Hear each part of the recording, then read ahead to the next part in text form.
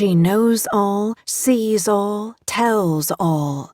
Zula Moth, mind reader, seeress, matchless beauty, past, present, future. Come see her foretell the fate of those who dare to inquire. Exclusive to Dink's Palace of Illusions, Houston and Bowery, New York, New York. The Girl Who Knows. Adelaide Tom began the day by preparing herself to read the minds of others. Dressed in an elegant day suit of blue watered silk, bustle high, waist cinched, lace cuffs buttoned tight around her wrists, she seated herself at a small dressing table near the window in her room. She recited no incantations, cast no summoning spells. The only rituals the young seer performed were pinching color into her cheeks, tugging a comb through her hair, patting rouge onto her lips. Gone were the trappings of her days as a sideshow sweetheart on the Bowery. The wild, unruly Circassian curls, the fine embroidered robes from the Orient. Her image and the moniker Zula Moth printed on countless posters and cartes de visite. Easy come, easy go, she thought, as she stared at a faded photograph pinned above her looking-glass. That girl's gone for good. Her work at the Palace of Illusions had been a clever deception invented by the theater's owner, Mr. Thaddeus Dink. Each night before Adelaide came out on stage, the impresario had rapped his cane on the boards and exclaimed, "From the depths of a squalid slave market in the dark heart of Constantinople comes a girl so alluring, so mysterious, you'll wonder if she's real. I implore you, dear friends, to pinch yourselves. You're not dreaming. Once she's in your presence, who knows what might occur?" Adelaide's enormous halo of curls had been achieved by washing her hair with stale beer. The costumes she'd worn had been fashioned by a seamstress who'd dressed wax figures at the Dime Museum next door. General Washington crossing the Delaware, President Lincoln at his moment of death, Bloody Mary seated on her throne, Joan of Arc tied to the stake. Even Adelaide's stage name was only half hers, and that half had questionable origins as well, supposedly whispered to her father by a mythical pear tree that had once stood at the corner of 13th and 3rd. "Call the child Moth," the twisted tree had said, its branches bending low, leaves brushing against his ear. The tree was long gone, as was her father. There was no one left to tell her if the tale was real. As with secrets and silver dollars, all that truly mattered was that it was hers to keep. By the age of 13, she'd been sold 3 times over. First by her mother as a lady's maid, then by a brothel madam as a child whore, then by Mr. Dink as a Circassian beauty, all in the space of a year. She'd fought hard to make her way from the run-down tenement where she'd been born to the rooms of a well-appointed suite on Gramercy Park, but her struggles hadn't ended there. On New Year's Day, 1879, her life had taken a devastating and tragic turn, leading her to move house and change her name again. She'd chosen Adelaide because she'd thought it to be a more respectable form of Ada, the name her mother had wanted to give her at birth, and Tom because she'd wanted a name that would remind her of who she'd been without giving herself away. Surveying her reflection in the mirror, she said her name aloud as if it were an invocation to a prayer. "Adelaide Tom," she whispered, savoring the sound of it as it tumbled off her tongue. Miss Adelaide Tom, mind reader, seeress, witch. Daily consultations at Tea and Sympathy, evenings by appointment. Next, she rehearsed her smile. Eyes soft, lips together. Yes, that looks best. Something that had once come so naturally now required effort.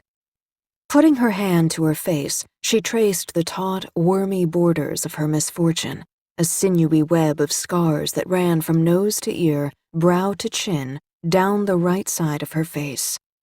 Where her right eye had been was a hollowed wink, a gruesome, puckered dimple.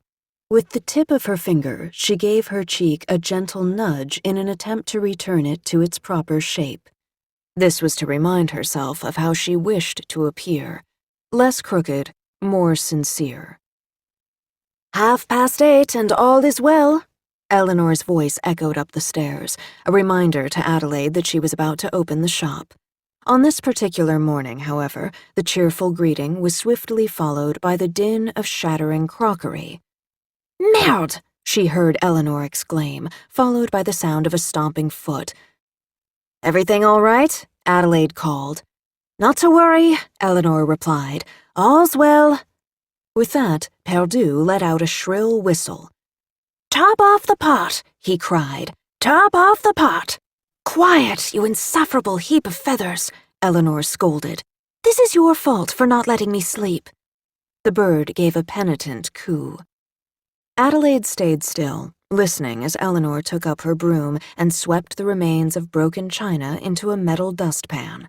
With each rattle and scrape, the right side of Adelaide's mouth quivered, eventually finding its way into an uncontrollable frown. Would the day ever come when she'd no longer be unnerved by the sound of something shattering? Even a clumsy child dropping her penny lick on the pavers, or a young rough tossing an empty bottle to the gutter, left her tense and overly wary. Worst of all were the times when the sound occurred only in her mind. Holding her breath, she waited for the memories that inevitably followed such a sound to pass, knowing they wouldn't leave until she'd relived them. She'd been standing on the sidewalk in front of her house on Gramercy Park, waiting for a hansom cab. Normally, she would have waited inside until the driver called at the door, but she'd been invited to a New Year's soiree at Delmonico's, and she didn't want to be late. Pulling her wrap around her shoulders, she'd bowed her head against the brisk wind. She hadn't noticed the young woman in the hooded cloak coming at her, clutching a bottle. "Fucking witch!" the woman had cried, throwing vitriol in Adelaide's face. She'd heard the bottle shatter, felt the acid burning her flesh. If she believed in God, then she might have also believed that what happened was punishment for her sins. How many transgressions had she committed in her short life? God only knew. Lusting, thieving, lying, whoring, she'd done more than a bit of each. Or maybe what she'd been punished for was living an unconventional life. She was a New York woman through and through, far from a lady. She did as she pleased, went where she wanted. She laughed immoderately, adored the music of Offenbach, and shunned the Woman's Christian Temperance Union.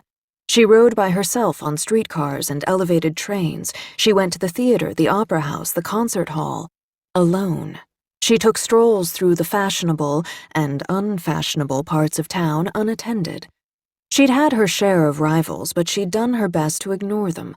Sideshow performers who'd resented the fact that she'd been made a freak, and a beautiful one at that, rather than born one. Soothsayers and skeptics who'd tried, and failed, to uncover the secrets of her trade. Jealous wives who'd resented her failure to share their staid lives of domesticity. Thankfully, her attacker had been caught and promptly shuttled off to Blackwell's Island. The cruel madwoman turned out to be someone she knew, though barely, a magician's assistant who'd briefly been part of the sideshow and then cut loose. Adelaide couldn't say what she'd done to incur the girl's wrath. She couldn't remember ever getting in her way. If not for the kind stranger who'd promptly come to her aid, washing her face with snow, helping her to her feet, getting her swiftly and safely to Bellevue and into a surgeon's hands, who knew what might have been her fate? She'd been told that as she lay on the table of the operating theater, a wondrous, inexplicable thing had occurred. After the morphia, ether, and iodine, after the skillful plucking of her eye and the careful stitching of what little eyelid remained, after the tidying of the remaining flesh of her cheek, she'd died on the table. Evidently, the shock of it all had done her in, and the surgeon, finding no pulse, had instructed his assistant to note the time. No sooner had the young man reached into his pocket to retrieve his watch than Adelaide had gasped and jerked back to life, causing the doctors assembled around her to startle and scratch their heads. She'd laughed when she'd first learned of it, relishing the thought of their puzzled faces. How perfect that she, a former sideshow attraction, should give her greatest performance on such a stage, with her blood weeping into the sawdust strewn about the floor. Flowers and well-wishes arrived in the days after the incident, first at the hospital and then at Adelaide's home as she lay sequestered in her bed. Her dearest, oldest friend, Dr. Sadie Fonda Hetherington, came all the way from Ocean Grove to see to her every need. But as soon as Adelaide had been able to dress herself and make a cup of tea, she'd turned to her friend and said, "It's time for you to leave." "Come stay with me," Sadie had urged. "James and I will take good care of you. There's plenty of room to spare." "Heavens, no," Adelaide had replied. "I'll frighten your children out of their wits." "Are you sure?" Sadie had asked, shaking her head. "I've no doubt you can look after yourself, but won't you be lonely?" "Pity doesn't sit well with me. It causes too much commotion. I'd be a nervous wreck. There's only so much mending I can do in the company of friends."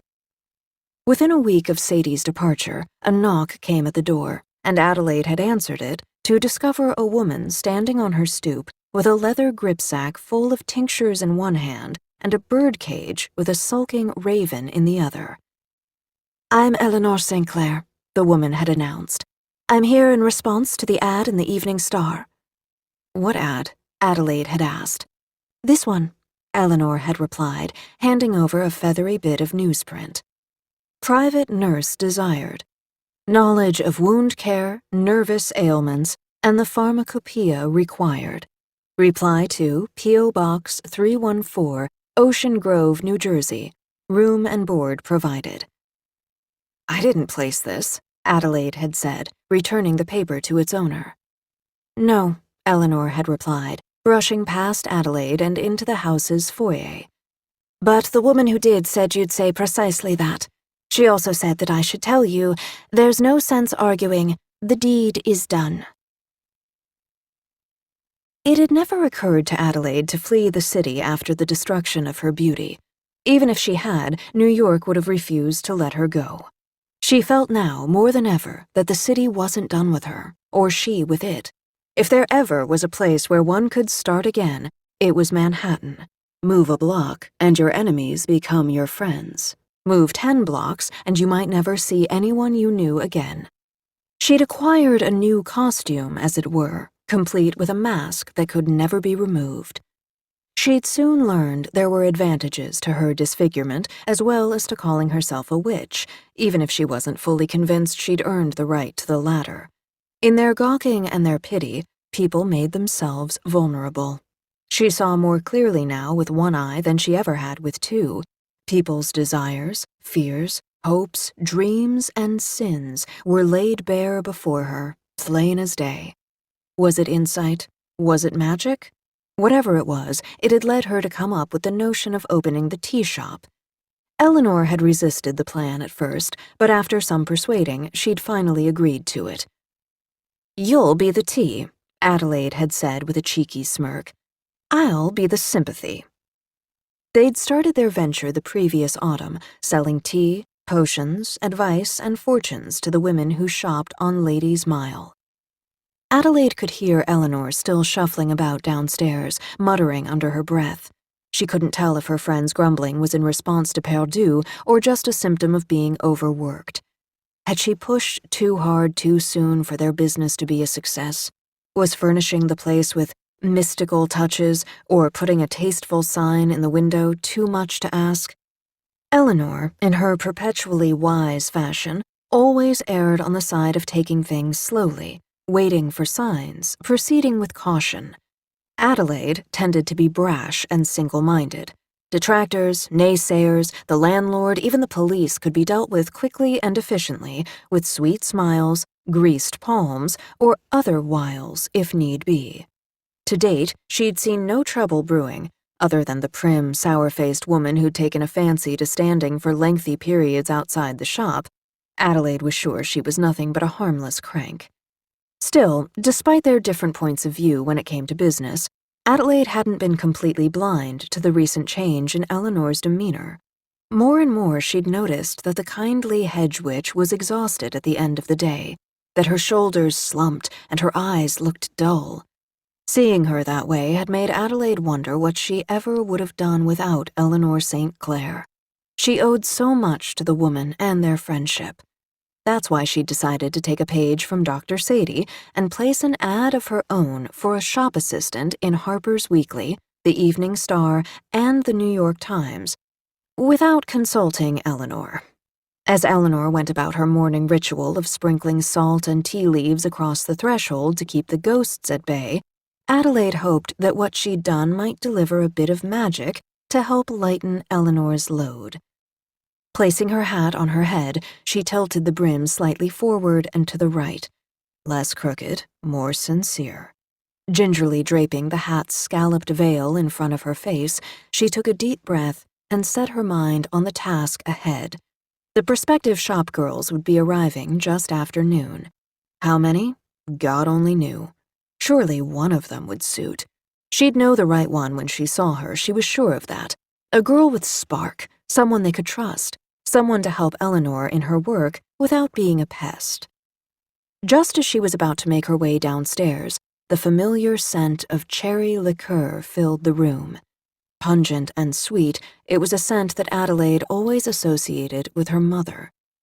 This sort of thing had happened from time to time since the attack, coming out of the blue, like the mysterious sounds she heard in her head, but it had never been this strong or seemed so close, and it had never occurred in the shop.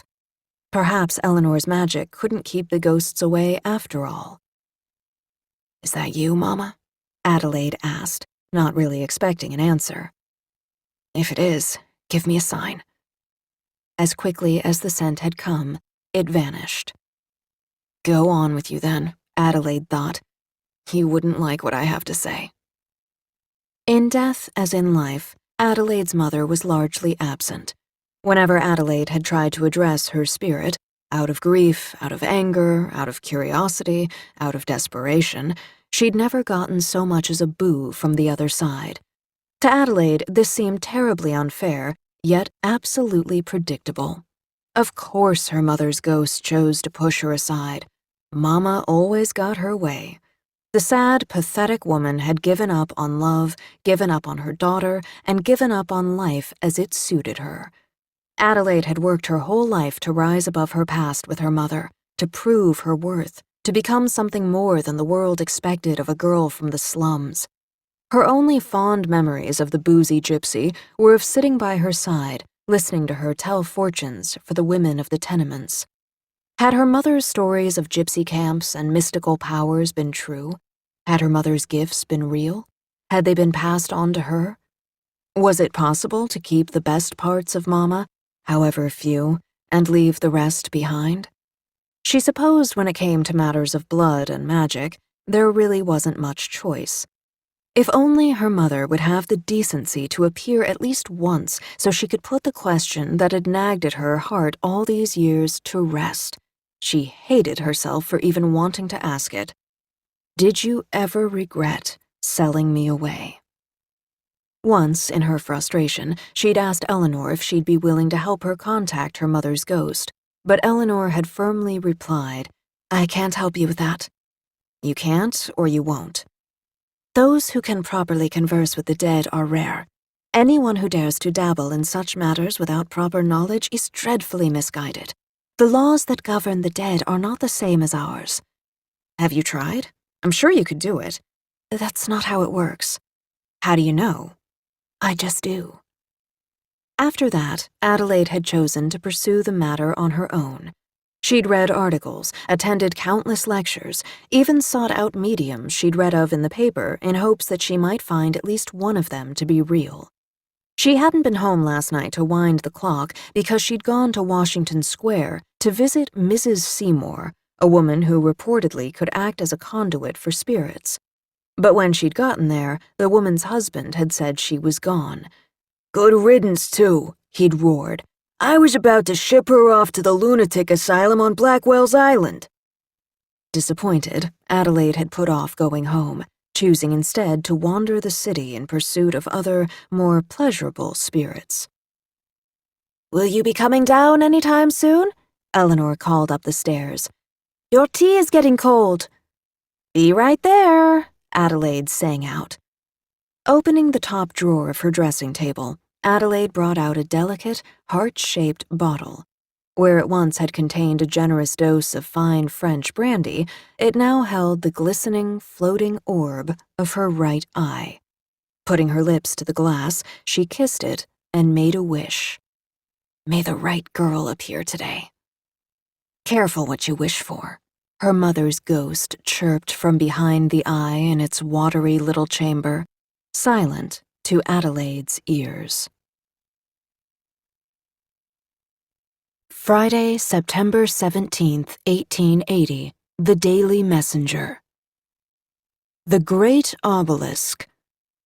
The Egyptian monument, commonly known as Cleopatra's Needle, is due to make landfall in Manhattan today. In anticipation of the next leg of the 3,000-year-old obelisk's journey, yesterday evening it was moved up the Hudson to a dockyard at 96th Street via a pair of sturdy pontoons. Although the Needle, a 7-story, 200-ton piece of granite, arrived from Alexandria aboard the SS Dessougue in late July, the obelisk was left in the ship's hold at the dock at Staten Island until such time as the tides might conspire to carry it ashore. Cleopatra's Guard. Even while the obelisk was settled in the ship's hold, eager curiosity seekers came in great numbers to see it. Unable to delay their enthusiasm, the visitors balanced upon a series of planks supported on dinghies in order to board the vessel. Upon reaching their destination, the visitors were greeted by a solemn-faced, smartly dressed watchman holding a lighted candle who led them into the dark region of the ship where the obelisk lay. "What a strange fellow," one visitor remarked. "He never spoke a word the entire time I was aboard the ship." Rumor has it the watchman was first spotted standing among the ruins when archaeologists unearthed the Needle's pedestal and insisted on accompanying the obelisk all the way to New York. Some say he's not a man at all, but rather a mystical genie who will vanish once the monument no longer requires his protection. A true survivor. The obelisk has survived many hardships and journeys through the ages. The storming of Heliopolis, an arduous trip down the Nile, an earthquake at Alexandria, and last but not least, a perilous voyage across the Atlantic. Still, there are naysayers who question whether Cleopatra's Needle will ever reach its final resting place in Central Park. If and when it does, will anyone pay it any mind way up there on Graywacke Knoll, among the shanty towns and the sparse constellation of mansions that surround the park? Commodore Henry Honeychurch Gorringe, the man in charge of moving the Needle, says they will. So too do the multitudes of Freemasons that populate this country, including Mr. William Vanderbilt, who paid a pretty sum to fund the Needle's trip. No doubt these men are especially enamored with the object, as they believe certain markings found upon it hold great symbolic ties to their order. The obelisk speaks. What significance, if any, does the obelisk hold for the rest of us? What secrets are hidden in the many hieroglyphs carved into the Needle's faces? An expert in translations has confided to the Daily Messenger that he believes the glyphs foretell the future of America and are quite possibly symbols of ancient magic. Whatever meaning the markings hold, the obelisk certainly has all of New York under its spell. Beatrice Dunn takes flight. 1 ticket for the 9:30 train to New York, please. Sorry, miss. The last passenger train left at 7:30. How can that be? Don't they usually run every 2 hours? They do, but not today. There's an interruption on the tracks. What sort of interruption? Don't know. Are you sure there won't be any more trains? Well, miss, all I've heard from the head office is that our passenger service is disrupted until further notice. For all I know, that could mean today, tomorrow, or next week. You can wait here if you like, but I can't make any promises. Picking up her bag, Beatrice turned from the station agent and looked for a bench where she could sit to sort her thoughts. For weeks she'd had the day mapped out, down to the minute. Was this roadblock a sign that she should turn back? Reaching inside her pocket, she felt for the witch's ladder she'd fashioned from hair, feathers, string, and wishes. Shaking her head over the faith she'd put in the crude little charm, she wadded it up and tucked it deep inside her bag. Serves me right for believing I could perform even the simplest bit of magic. Still, until now, everything had gone right. 8 to 8:40, breakfast with Aunt Lydia. Oatmeal with stewed apples, tea with honey and milk. Lydia had insisted on the plain, hearty fare. It'll keep you sated and help deter motion sickness on the train. Their conversation had been cordial and kind, not too anxious on Beatrice's part, not too sentimental on Lydia's. Will you be coming to visit me in the city? Beatrice had asked, more out of obligation than desire. She knew that Lydia had made the annual trip to New York solely on her account. The speed of the train caused her to fret, the fumes aggravated her lungs, the faintest hint of smoke in the air could set her wheezing. Still, Beatrice had thought she should extend an invitation to let her aunt know that she'd be missed. Perhaps you could travel by steamboat instead of train, she'd suggested. It might do you good to take in the fresh air along the river. I've got all the fresh air I need right here, Lydia had countered. If it's all the same to you, I'd rather stay put. I'm sure you'll get back to Stony Point for holidays and such. Of course I will, Beatrice had assured her. And I'll write each and every day with all the details of my adventures.